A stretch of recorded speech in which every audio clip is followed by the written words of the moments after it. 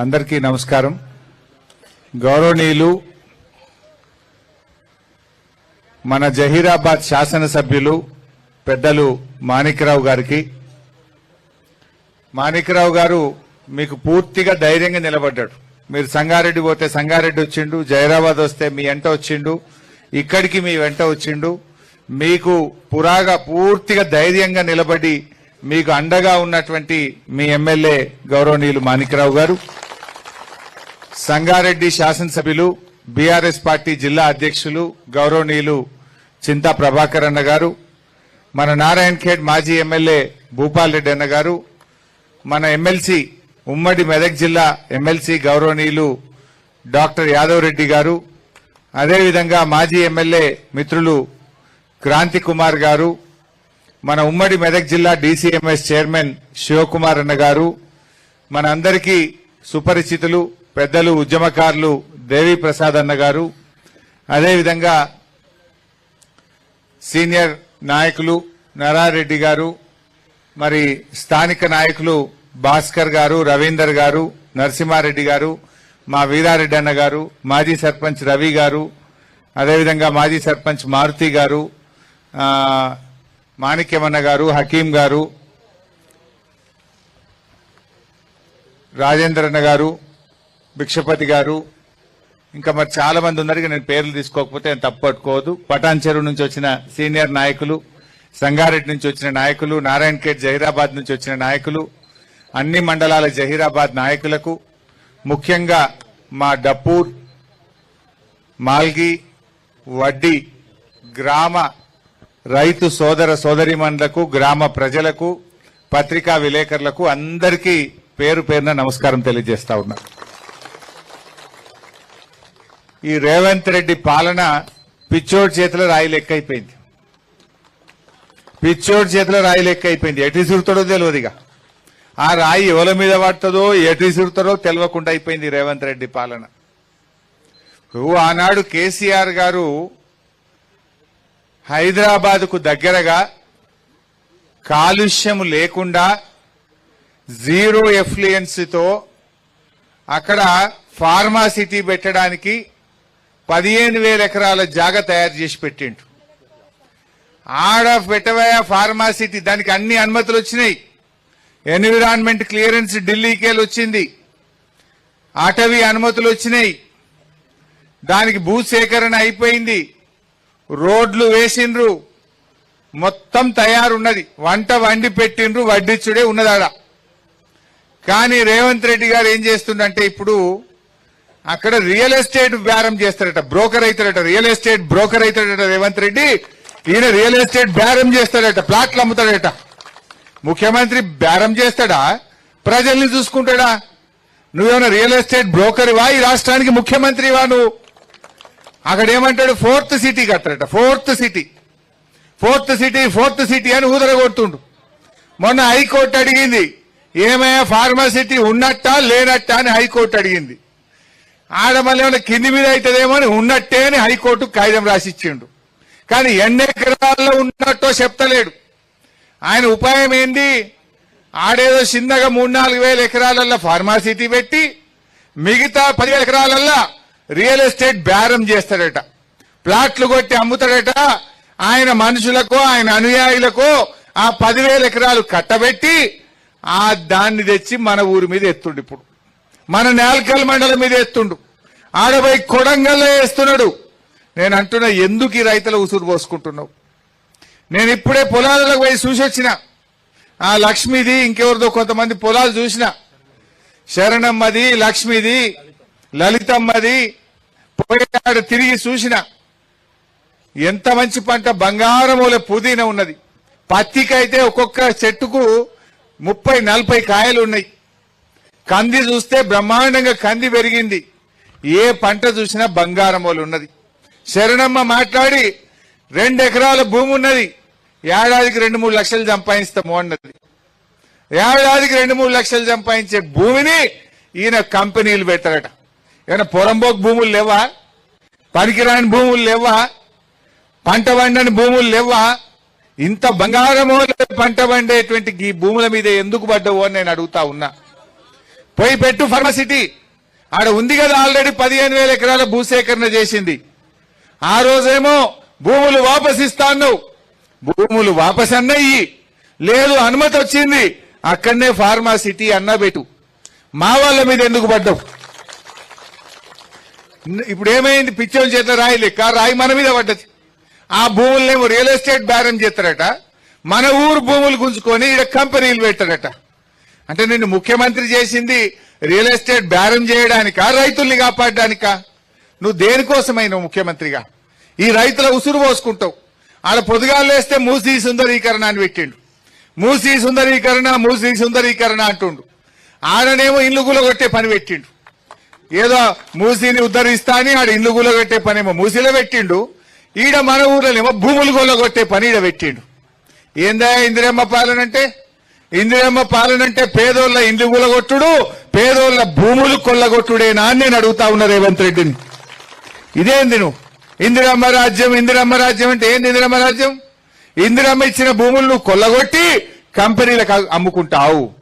ఇందిరమ్మ కాలంలో పేదవాళ్లకు గరీబీ హటావో అన్నది ఇందిరమ్మ. గరీబీ హటావో అంటే ఈయనేమంటుండు? కిసానోంకు హటావో అంటుండు, గరీబోంకు హటావో అంటుండు. इंदिरम्मा गरीबी हटाओ बोले, लेकिन ये रेवंत रेड्डी ने गरीबों को हटाओ बोल रहा, किसानों को हटाओ बोल रहा. ये कैसा सरकार है? ये सरकार हमें जरूरत नहीं है बोल के लोग बोलना शुरू कर रहे. మాకొద్దు ఈ పాలన అంటున్నారు ఇలా ప్రజలు. ఏమన్నది శరణమ్మ? రైతు బంధు పడ్డదంటే పల్లె ఇంకెక్కడ ఇచ్చిండు అని ఈ అక్క కూడా అన్నది. ఇవాళ ఇక్కడ ప్రజలు 2 నెలల నుంచి అన్నం తింటలేం, అన్నం పైన పట్టలేదు, కళ్ళల్లో నీళ్లు వస్తున్నాయి, గుండెపోటు వస్తుందేమో అని భయం అవుతుంది, కళ్ళు తెరవాలంటే నిద్ర లేచే వరకు ఏమైతామో అని చెప్పి భయపడుతున్నాము అని అంటున్నారు. ఇవాళ రేవంత్ రెడ్డి ఈడేదో గవర్నమెంట్ భూములు వచ్చి ఉన్నాయని వచ్చినా అంటున్నావు. మరి నువ్వు ఆ రోజు ఏం చెప్పినావు వరంగల్ డిక్లరేషన్ లా? వరంగల్ ఏం చెప్పినప్పుడు ఓట్ల ముంగట మేము వస్తే గవర్నమెంట్ భూములన్నీ పట్టాలు ఇస్తా అన్నాడు. ఇప్పుడు పట్టాలు ఇస్తా అన్నాడు, గుంజుకుంటున్నాడు. ఇప్పుడు అంటే ఓడ దాటేదాకా ఓడమల్లప్ప, ఓడ దాటాక బోడమల్లప్ప. ఎలక్షన్ల ముంగటనేమో పట్టాలు ఇస్తా, మీకు కూడా పట్ట భూములు చేస్తా, గవర్నమెంట్ భూములు మీకు అన్ని హక్కులు ఇస్తా అని వరంగల్లో రాహుల్ గాంధీని తెచ్చి డిక్లరేషన్ చేసిండు. మరి ఆడున్నాడు రాహుల్ గాంధీ? రాహుల్ గాంధీ స్పందించుడు. ఆ రోజు నీతోనే చెప్పించిండు గవర్నమెంట్ భూములకు పట్టాలు ఇప్పిస్తా అని. నిన్ను నమ్మి ఓట్లేస్తే పట్టాలిచ్చుడు దేవుడు ఎరుగు, ఉన్న భూమి గుంజుకుంటున్నాడు, ఉన్న గోసి గుంజుకునే కాడికి తెచ్చాడు రేవంత్ రెడ్డి. మరి రేవంత్ రెడ్డికి మొట్టికాయలు వేస్తావా? రేవంత్ రెడ్డికి బుద్ధి చెప్తావా? సర్ది చెప్తావా? చెప్పు గాని మా పేదోళ్ల భూముల తెరువు రావద్దు అని చెప్పి నేను ఈరోజు రాహుల్ గాంధీ గారిని డిమాండ్ చేస్తా ఉన్నా. యాన్నో ఢిల్లీలో కూర్చుండు కాదు రాహుల్ గాంధీ. ఓట్లప్పుడేమో గల్లీ గల్లీ తిరిగినావు, గద్దెనెక్కినాక ఢిల్లీలో పడ్డావు. రైతు బంధు వచ్చిందా చెల్లె? వచ్చినాదా రైతు బంధు? ఎవరికన్నా ఊళ్ళే కేసీఆర్ ఉండగా టైం మీద వస్తుండేనా లేదా? ఇప్పుడు వానకాలం ఇక దసరా పండుగ, బతుకమ్మ పండుగ వచ్చింది కానీ ఇంకా రైతు బంధు వాళ్ళే. ఏమని ఊరిచ్చిండు? ఇగో ఇప్పుడైతే 10,000, మేమొస్తే 15,000 అన్నాడు. అన్నాడా లేదా? ఏమే 15 వచ్చినాయా 10 వచ్చినాయా? 15 రాపాయా 10 కూడా వాయ్. ఎక్కడ రేవంత్ రెడ్డి అంటే రుణమాఫీ అయినాదమ్మా అందరికీడా? రుణమాఫీ అయిపోయింది అంటుండు కదా ముఖ్యమంత్రి. అయిందంటుండు కదా, అయిందా? అలా నవ్వాలి రేవంత్ రెడ్డికి నవ్వాలి. హైదరాబాద్ సెక్రటరియట్ లో కూర్చున్నాడు కదా. రుణమాఫీ అయినాదే మన ఊర్లో డప్పూర్లా, రుణమాఫీ అయినాదే, రైతు బంధు పడ్డాదే. మరి బతుకమ్మ సీరలు వచ్చినాయా? తులం బంగారం వచ్చిందా? చెప్పలే తులం బంగారం అంటే. ఈ రకంగా అన్ని అబద్దాలు ఆడిండు రేవంత్ రెడ్డి. నేను ఎట్లా ఉన్నదంటే ఈయన కథ, అన్న వస్త్రానికి పోతే ఉన్న వస్త్రం పోయిందట. మనమేదో ఆశపడితే మొదటికే ముంచే కాడికి తెచ్చిండు రేవంత్ రెడ్డి. ఇవాళ మన ఊర్లే బీరప్ప గుడి ఉన్నది, సిద్ధిలింగేశ్వర స్వామి గుడి ఉన్నది, మల్లన్న గుడి ఉన్నది, ఎల్లన్న గుడి ఉన్నది, గుట్ట మీద చర్చ్ ఉన్నది, దర్గాలు ఉన్నాయి. ఇవన్నీ కూడా పోతాయి కదా ఫార్మాసిటీలో. అంటే భూములు గుంజుకుంటాడట, దేవుళ్ళని కూడా గుంజుకుంటాడట. ఈ పుణ్యాత్ముడు దేవుని మీద ఒట్టు పెట్టిండు వెనకట. దేవుని మీద ఒట్టు పెట్టి 15 ఆగస్టు వరకు రుణమాఫీ చేస్తా అన్నాడు. మెదక్ చర్చి మీద ఒట్టు పెట్టిండు. ఏడుపాయల అమ్మవారి మీద ఒట్టు పెట్టిండు. రాముల వారి మీద పెట్టిండు. యాదాద్రి లక్ష్మీ నరసింహ స్వామి మీద ఒట్టు పెట్టిండు. 15 ఆగస్టు కల్లా అందరికీ రుణమాఫీ చేస్తా అన్నాడు. చేసినాడమ్మా? ఇప్పుడు అటు దేవుణ్ణి మోసం చేసిండు, ప్రజలను మోసం చేసిండు. ఇచ్చిన మాట ఒక్కటి కూడా అమలు చేయపాయ్. అక్క చెల్లెళ్లకు నెలకు 2500 ఇస్తా అన్నాడు, అవి వడకపాయ్. ముసలోళ్లకు 4000 పింఛన్ ఇస్తా అన్నాడు, అది వడకపాయ్. రైతులకు 15,000 ఇస్తా అన్నాడు, అది వడకపాయ్. 100 రోజులు అన్నాడు, 300 రోజులు నిండినా. ఇప్పటికీ 300 నిండినా రేవంత్ రెడ్డి ఆయన కడుపు నిండే చూసుకుంటుండు తప్ప రైతుల కడుపు ఆలోచిస్తలేడు, పేదోళ్ల కడుపు గురించి ఆయన ఆలోచన చేస్తలేడు. ఈరోజు మనం ఆలోచన చేయాలి. నేను మీ అందరికి మనవి చేసేది ఒక్కటే, రేవంత్ రెడ్డి ఎట్టి పరిస్థితుల్లో మా డప్పూర్లో గాని, మా మాగిల గాని, వడ్డీలో గాని ఈ 2000 ఎకరాలు గుంజుకుంటే బీఆర్ఎస్ పార్టీ చూస్తూ ఊరుకోదు. మేం మీకు అండగా ఉంటాం. ఎవడొస్తాడో రమ్మన్, జేసీబీ వస్తుందా, ప్రొక్లైన్ వస్తే మాణిక్రావు గారు నేను ఇద్దరు అడ్డం నిలబడతాం. మా మీదికి వెళ్ళిపోవాలి తప్ప మీ భూముల దగ్గరికి ఎవరిని రానిచ్చే ప్రశ్నే లేదు. ధైర్యంగా ఉండండి. అవసరమైతే మీకోసం గ్రీన్ ట్రిబ్యునల్ కు ఢిల్లీలో కోర్టుల కేసేస్తా మీకోసం, హైకోర్టుల కేసేస్తా మీకోసం. ఎందుకంటే ఆల్రెడీ గ్రీన్ ట్రిబ్యునల్ అక్కడ అనుమతి ఇచ్చింది ఫార్మాసిటీకి. అక్కడ అన్ని అనుమతులు వచ్చినాయి, ఎన్విరాన్మెంట్ క్లియరెన్స్ వచ్చింది. ఆడబెట్టకుండా ఈ బంగారమూల పంట వండే భూములలో పెట్టడానికి ఎన్విరాన్మెంట్ క్లియరెన్స్ రాదు, గ్రీన్ ట్రిబ్యునల్ ఒప్పుకోదు. మీరు ధైర్యంగా ఉండండి, పానం ఇవ్వడానికైనా రెడీ ఉంటాం కానీ మీ భూములు పోనీయం. ఈ లంగాలు ఉంటారు, కొంతమంది బయలుదేరుతారు లోపల. మన దాంట్లో సాటుకు తీసుకుపోయి 2 ముగ్గురుతో సంతకాలు పెట్టించే కథలు చేస్తారు. జర జాగ్రత్త. ఒక్క మాట మీద ఉండండి, ఎవడొస్తాడో చూస్తా, ఎట్లొస్తాడో నేను చూసుకుంటా, నేనుంటాను మీకు అండగా నిలబడతా. మీరు మాత్రం ధైర్యంగా కూడా. ఏమొస్తాయి 15 లక్షలకు చెల్లె? ఏమన్నా వస్తాయా? ఆయనతో ఖర్చు అయిపోతుంది, ఇంత రోడ్డు మీద పడతాం. అమ్మగోళ్ళు అటు ఇటుని ఖర్చు పెడితే రేపు ఆగమవుతారు. ఇలా ఆడపిల్లలు అక్క చెల్లెళ్ళు కష్టపడి ఆ భూముల బంగారం వాళ్ళ పంట తీసి పెళ్లిళ్ళు చేసిండ్రు, పిల్లల్ని చదివించిండ్రు. ఇవాళ ఎంతో కష్టపడి చేసిండ్రు. నిజంగా మీ ఊరు డప్పూర్ ఎంత ఫేమస్. కోయిర్ జామకాయలంటే హైదరాబాద్ లో మషూర్, డప్పూర్ పుదీన్ అంటే కూడా నారాయణఖేడ్ లో బీదర్ లో మషూర్. అవునా కాదా? కోయిర్ జామకాయలంటే హైదరాబాద్ దాకా పోతుండే, డప్పూర్ పుదీనా బోయిన్పల్లి మార్కెట్ దాకా పోతుంది. పోదా? ఫస్ట్ డప్పూర్ పుదీనా కొట్టరు.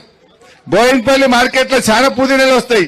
డప్పూర్ పుదీనాకు ఫుల్ గిరాకు ఉంటది, వాసన మంచిగా ఉంటది, మందులు తక్కువ ఉంటాయి. ఇది మషూర్ ఉంటది, మంచి పేరున్నది డప్పూర్ పుదీనా. గింత మంచి పంట వండే గీ డప్పూర్ మీదగా పిచ్చోని చేతిలో రాయి పడ్డట్టు మన మీద ఒకటి ఎత్తేసిండు. ఈయనకు మనం బుద్ధి చెప్పాలి.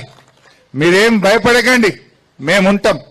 ఎందుకంటే ఈరోజు అడుగుతున్న రేవంత్ రెడ్డి గారు, ఆడ 15,000 ఎకరాలు ఉన్నది కదా, నువ్వు మొన్న హైకోర్టుకు చెప్పినావు కదా, ఈయన్నే పెడతా ఫార్మాసిటీ అని చెప్పినావు కదా, మరి ఆడబెట్టినాక మళ్ళా మా డప్పూర్ భూములు నీకు ఎందుకు అని నేను అడుగుతా ఉన్నా. ఆడ పెడతాను, నువ్వు హైకోర్టుకు మొన్ననే కాగితం రాసిచ్చినావు. నువ్వు హుషారు చేయకు. ఆడ 15,000 5,000 ఫార్మాసిటీ పెడతా, 10,000 బ్రోకర్ పని చేస్తా, రియల్ ఎస్టేట్ వ్యాపారం చేస్తా, భూములు అమ్ముకొని సంపాదిస్తా అనే పని చేస్తే మేము ఊకోం. ఎట్టి పరిస్థితుల్లో ఫార్మాసిటీలో ఫార్మాసిటీయే పెట్టాలి, లేకపోతే ఆడ కూడా రైతులకు భూములు వాపసి, ఇక్కడ కూడా రైతుల తెరువు రాకు, మా రైతుల భూములు రైతులకే ఉండాలి. ఇవి బంగారముల పంట వండే భూములు. కొన్ని జాగాలు ఉన్నాయి, రాళ్లు రప్పలు పంటలు వండని భూములు ఉంటాయి, గుట్టలు ఉంటాయి. గటమోగానే పోయి పెట్టు. గీడేం పెట్టాలి? ఈడేం తప్పు చేసిండ్రు? ఇందిరమ్మ రాజ్యం అంటే భూములు గుంజుకోవడమా? ఈడేదో గరీబోళ్ళ భూములున్నాయి, పేదోళ్ళ భూములున్నాయి, అసైన్డ్ భూములు ఉన్నాయని ఇటు మోకాన మోపైనవు. అయినా ఇంకోటంట, మూసీని శుద్ధి చేస్తా, మూసీని మంచిగా చేస్తా అంటావు. మరి మా మంజీరాన్ని ఖరాబ్ చేస్తావా? ఏమైతుంది? నువ్వు మూసీని మంచిగా చేస్తా, గోదావరి నీళ్లు తెస్తాను, తే మంచిదే వద్దంటున్నామా మేము? కానీ మా మంజీరా ఏం పాపం చేసింది? ఇప్పుడు ఈడ ఫార్మా కంపెనీ పెట్టిండ్రు అనుకో, ఈ చుట్టుపక్కల ఎన్ని వాగులు ఉన్నాయమ్మా? చిన్న వాగులు, 4 నక్క వాగు ఉన్నట్టుంది, తర్వాత అమ్మా చాకలి వాగు ఉన్నది, కోట వాగు ఉన్నది, నేల్కల్ వాగు ఉన్నది. ఈ 4 వాగులకెళ్ళి పోయి కిందికి పోయి ఎండ్ల కలుస్తాయి, శనగపల్లి ప్రాజెక్టులో పడతాయి. శనగపల్లి ప్రాజెక్టుకి వెళ్ళి ఆ పెద్ద వాగులకి వెళ్ళి మంజీరాలో పడతాయి. మంజీరాలో పడితే ఏమైతుంది? మంజీరా మొత్తం కలుషితం అవుతుందా కాదా? మంజీరా నీళ్ళు ఎవరు తాగుతారు? మెదక్ జిల్లా ప్రజలు తాగుతారు, హైదరాబాద్ ప్రజలు తాగుతారు. అంటే హైదరాబాద్ ప్రజలకు విషయం తాగిపిస్తావా? హైదరాబాద్ ప్రజలకు కాలుష్యం ఇస్తావా? మెదక్ జిల్లా ప్రజలు ఆ కాలుష్యపు నీళ్లు, ఆ ఫ్యాక్టరీల నీళ్లు తాగాలనా? ఈడ ఫ్యాక్టరీలు పెడితే వాలెటున్నది? ఆ వాగులన్నీ కూడా శనగపల్లి ప్రాజెక్టుకి వెళ్ళి పెద్ద వాగులకెళ్ళి మంజీరాల పడితే ఈ కాలుష్యం అంతా మంజీరాల పడి మొత్తం నీళ్లు కాలుష్యం కావా? మంజీరా నీళ్ళు అంటే హైదరాబాద్ లో ఏమందరు? ఎవరైనా హైదరాబాద్ కొన్ని రోజులు పోయింది అనుకో, ఏడాది పోయి మళ్ళీ ఊరికి వచ్చింది అనుకో, అరే వీడికి మంజీరా నీళ్లు బాగా పడ్డాయిరా, తెల్లగా అయింది అంటారు. వీడు మంచిగా అయింది అందరు అనపోదురా, నీళ్లు బాగా పడ్డాయిరా వీడికి మంజీరా నీళ్ళు అందరు. అంటే పాలస్ అంటే నీళ్ళు అవి. మంజీరా నీళ్ళు అంటే పాల లాంటి నీళ్ళు అవి. అందులో విషం కలుపుతాడట ఇప్పుడు రేవంత్ రెడ్డి. పాల లాంటి మంజీరా నీళ్లలో ఈడ ఫార్మాసిటీ పెట్టి ఆ విషపు చుక్కలు మంజీరాల కలుపుతావా రేవంత్ రెడ్డి అని నేను అడుగుతా ఉన్నా. ఇది అన్యాయం కాదా?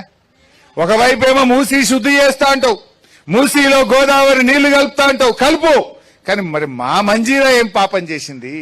ఈ మంజీరాలో ఈ ఫార్మాసిటీ పెట్టి ఈ విషపు చుక్కలు ఎందుకు వేస్తున్నావు రేవంత్ రెడ్డి గారు అని నేను అడగదలుచుకున్నా. ఇది అన్యాయం కాదమ్మా.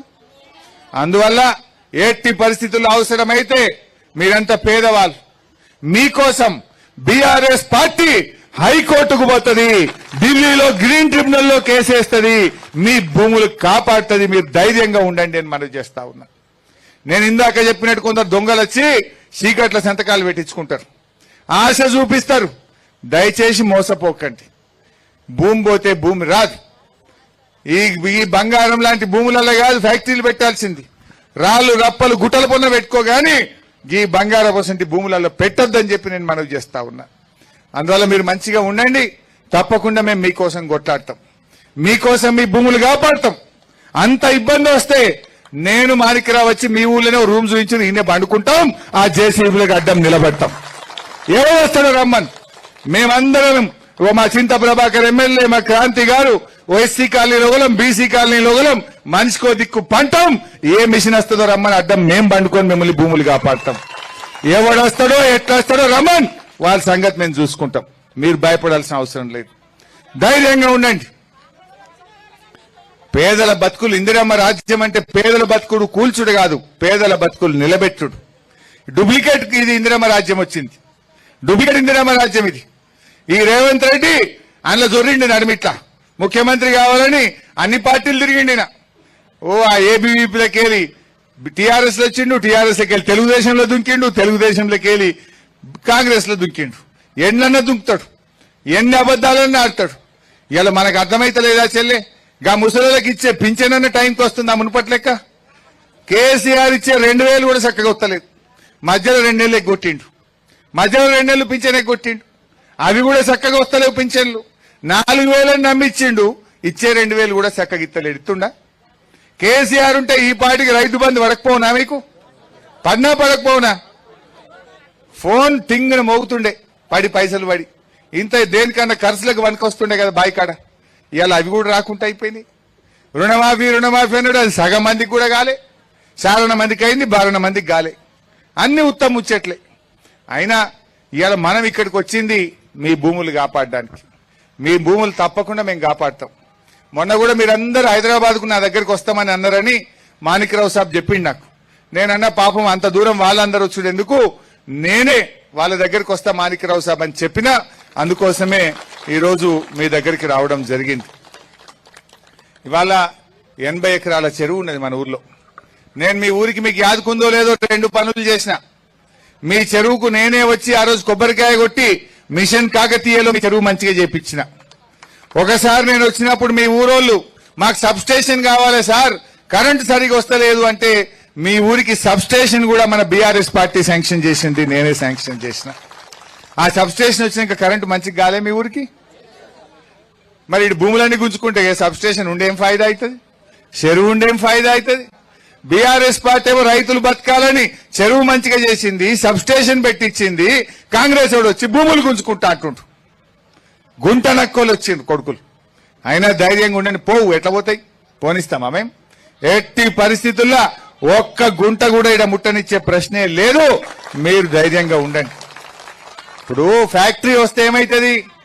రెండు రకాల కాలుష్యాలు ఉంటాయి. ఒకటి వాయు కాలుష్యం, రెండు నీటి కాలుష్యం. ఫ్యాక్టరీలో వదిలే రసాయనాలు మన పెదవాకేలి మంజీరాలకు పోయి నీళ్లు కలుషితమవుతాయి. మరి భూములని పోయినాక ఈ ఊర్లో అయితే ఇన్నే ఉండాలి కదా మనం. ఆ గాలి, అందులో నుంచి వచ్చే వాయు కాలుష్యంతోని క్యాన్సర్ లాంటి ప్రమాదకరమైన వ్యాధులు వస్తాయి. భూములు పోయినా ఇళ్లలో బతకలేం మనం. ఆ రాత్రిపూట వదిలే పొగ, ఆ రాత్రిపూట వచ్చే చప్పుళ్ళు, దాంతో మీకు క్యాన్సర్ లాంటి ప్రమాదకరమైన వ్యాధులు వచ్చేటువంటి అవకాశం ఉంటుంది. రెండు రకాల దెబ్బ తగులుతుంది. ఇటు వాయు కాలుష్యం, అటు నీటి కాలుష్యం. మీ ఊర్లో 130-140 బోర్లు ఉన్నాయి, 100-150 బాయిలు ఉన్నాయి. ఆ బాయిలలో నీళ్లు కలుషితమవుతాయి, బోర్లలో నీళ్లు కలుషితమవుతాయి, గాలి కాలుష్యం అవుతుంది, మంజీరా నది కాలుష్యం అవుతుంది. మన జీవితాలే ఆగమైపోతాయి. అంటే ఇవన్నీ మీరు అర్థం చేసుకోవాలి. భూములపై ఇళ్లలో బతుకుడు కూడా కష్టమే అవుతుంది. ఈ దగ్గర ఫ్యాక్టరీలు పెట్టి ఆ పొగతో, ఆ వాసనతో మీ ఆరోగ్యాలు, మీ ప్రాణాలకు కూడా ముప్పు వచ్చేటువంటి అవకాశం ఉంటుంది. సో అందువల్ల మీరు ఐక్యంగా ఉండండి. 3 గ్రామాల ప్రజలు కూడా. ఎందుకంటే యాక్చువల్గా ఇట్లా భూమి ఉండదు. ఉపాధి కోల్పోయినప్పుడు 2013 భూసేకరణ చట్టం కింద 3 రకాల సాయం చేయాల్సి ఉంటుంది. మనం ఇచ్చేదే లేదు, కానీ మీకు మనసుని బట్టి నీకు చెప్తున్నా, భూములు ఇచ్చేది లేదు, ఫ్యాక్టరీ ఇక్కడ పెట్టనిచ్చేది లేదు. కానీ దాని ఇంకో పద్ధతి కూడా మీకు తెలిసి ఉండాలి. కొంతమంది తెలియక అమాయకులు ఇప్పుడు ఆ మూసీ ప్రాజెక్టుల సంతకాలు పెడుతుండ్రు. ఏం బెదిరిస్తుండ్రు వాళ్ళకు?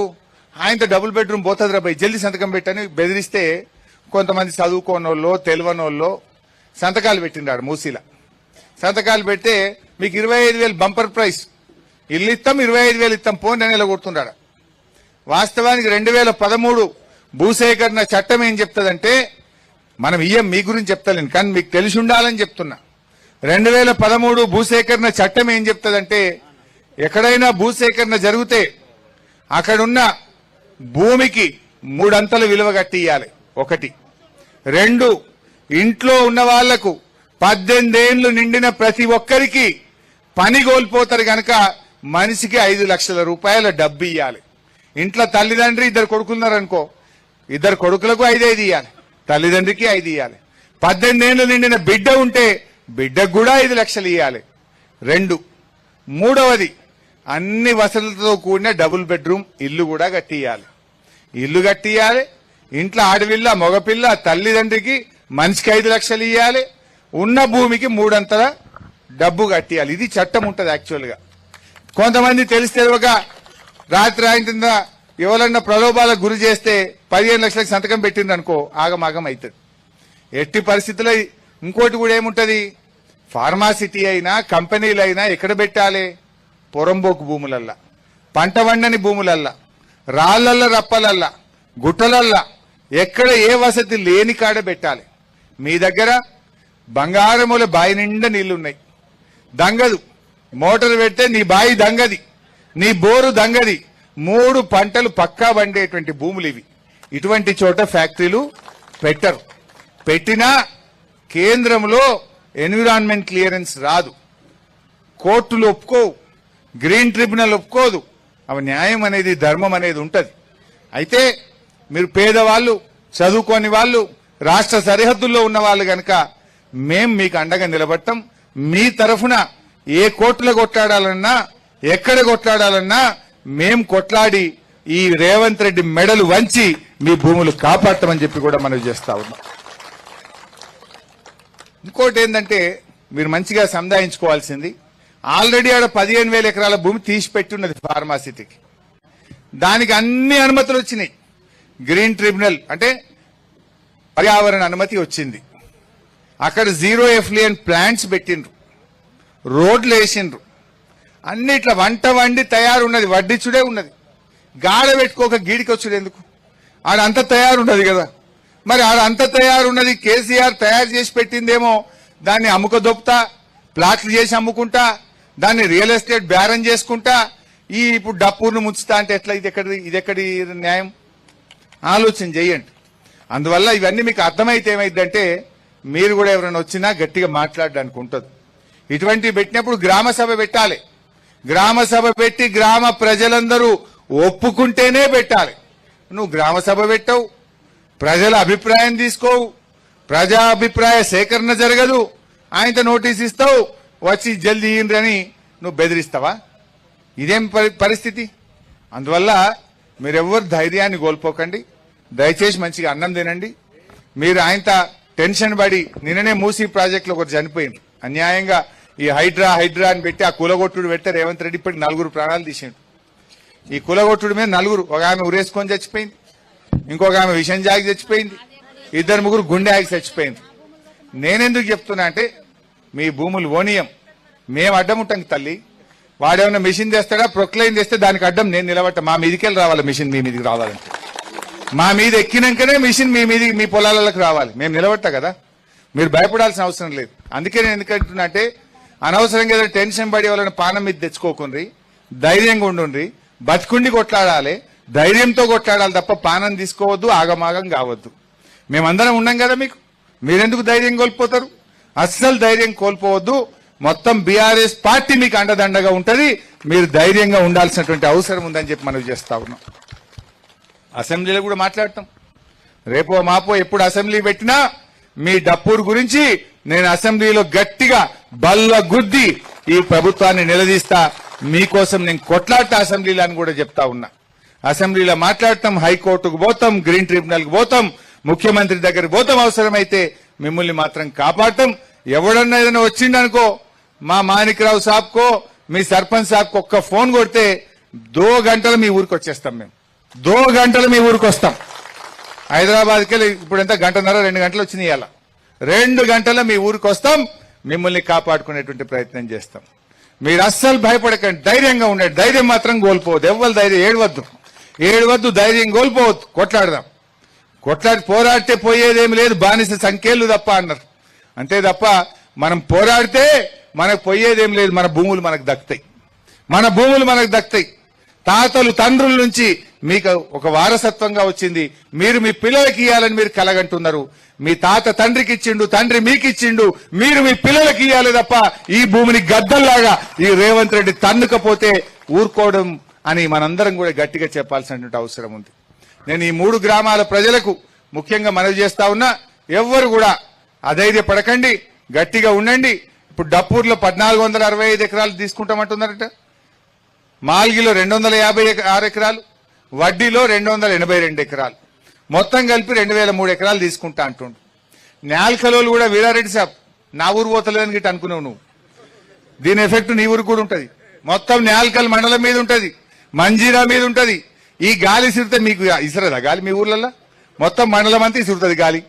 మీ అందరి ఆరోగ్యం దెబ్బతింటది. నీళ్లు ఖరాబ్ అయితే నీ ఊరు నీళ్లు కూడా ఖరాబ్ అవుతాయి. మంజీరా నీళ్లు ఖరాబ్ అయితే మొత్తం మెదక్ జిల్లా ఖరాబ్ కాదా? మూసీని ఉద్ధరిస్తా అంటాడు, మంజీరానేమో పాడు చేస్తా అంటాడు. ఇది ఎక్కడ న్యాయమే? అదేమో మంచిగా చేస్తాడట మూసీని, చెయ్యి, నేను వద్దంటలేం కదా. మా మంజీరాని ఎందుకు పాడు చేస్తావు? మా మంజీరాని ఎందుకు కలుషితం చేస్తావు? మా మెదక్ జిల్లాను ఎందుకు ఆగం చేస్తావని నేను అడుగుతా ఉన్నా. మా డప్పూర్ ప్రజలను ఎందుకు ఆగం చేస్తావనేదే నా ముచ్చట. పెట్టు, రాళ్ల పొన్న పెట్టు, గుట్టల పొన్న పెట్టు, ఆల్రెడీ ఉన్న హైదరాబాద్ లో ఉన్న ఫార్మా సిటీలో అన్ని ఫ్యాక్టరీలు పెట్టు తప్ప మా తెరువు రాకు, మా ఉసురు ఓసుకోవద్దని చెప్పి నేను రేవంత్ రెడ్డికి మీ అందరి తరఫున మనవి చేస్తా ఉన్నా.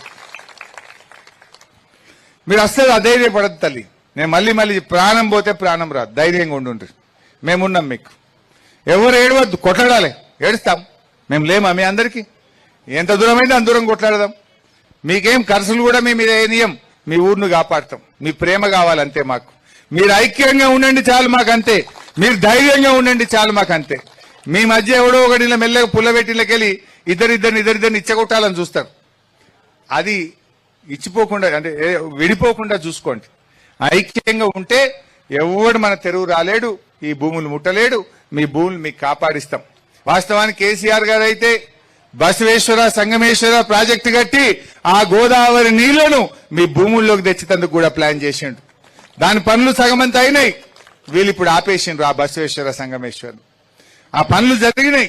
ఎప్పుడైనా కాలం కాకపోతే ఆ గోదావరి నీళ్లు తెచ్చి డప్పూరు చెరువులో పోయాలని చూసిండు కేసీఆర్. ఎప్పుడైనా 3 ఏళ్ళకి 4 ఏళ్ళకి కాలం పోతుంది. కాలం పోయినా గోదావరి నీళ్ళని తెచ్చి డప్పూరు చెరువు నింపేటట్టు కూడా ప్లాన్ చేసిండు మన కేసీఆర్ ఉండగా. పనులు చాలా అయినాయి. ఈ కాంగ్రెస్ వాడు వచ్చి ఆ పనులు కూడా ఆగబట్టిండు. సరే చూసుకుందాం దాని సంగతి. అది కూడా మళ్ళీ మన టైం వస్తుంది, మనం చేసుకుందాం. ఇప్పుడైతే మీ భూములు కాపాడాలి, మీ ఊరు కాపాడాలి. ఇది చెప్పడం కోసమే వచ్చినాం, మీకు ధైర్యం వేయడం కోసమే వచ్చినాం. ఏం దాకైనా కొట్లాడతాం, డప్పూరు ప్రజలను కాపాడతామని చెప్పి మనవి చేస్తూ జై తెలంగాణ.